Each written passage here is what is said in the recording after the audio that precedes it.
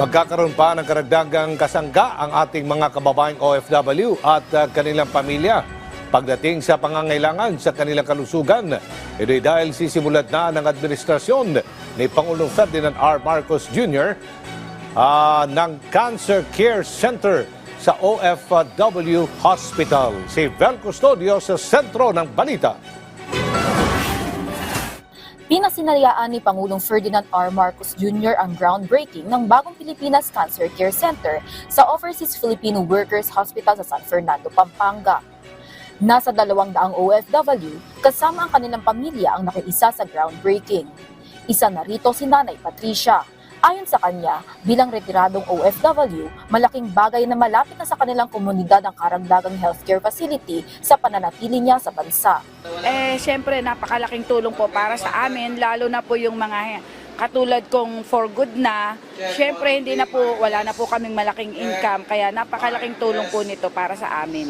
Napakahalaga po ng ganitong programa ng gobyerno na magpapatayo dito sa site po ng Region 3 para po sa mga OFW mas madali pong makikater yung mga needs po nila when it comes to medical needs sa kanilang mga pagpapacheck up o pagpapadoktor.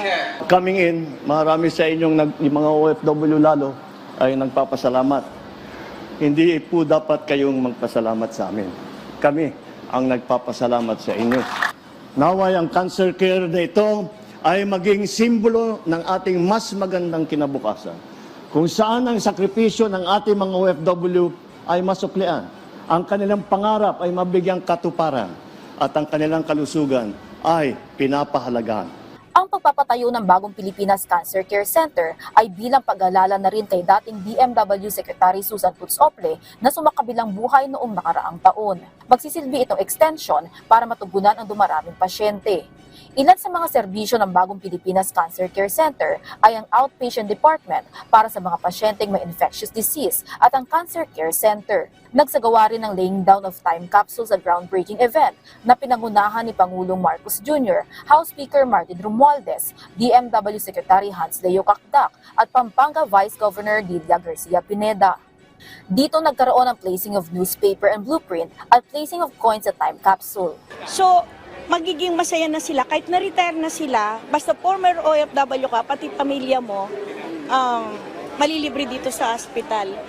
So, syempre, lalo silang masaya kasi alam nila kung hanggang presidente si President Marcos, kung masusuportahan niya pa lahat, ang panggastos, lahat ng OFW na nagpapa-hospital dito, lalong-lalo na silang masaya. Suportado rin ng DPWH, DOH, DSWD, OWA, PCSO, PGH, PhilHealth, Local Government Unit ng Pampanga at mga kaanak ni dating Secretary Susan Puts-Ople ang nasabing proyekto. 80 milyong piso ang inilaang pondo para sa pasilidad ng bagong Pilipinas Cancer Care Center.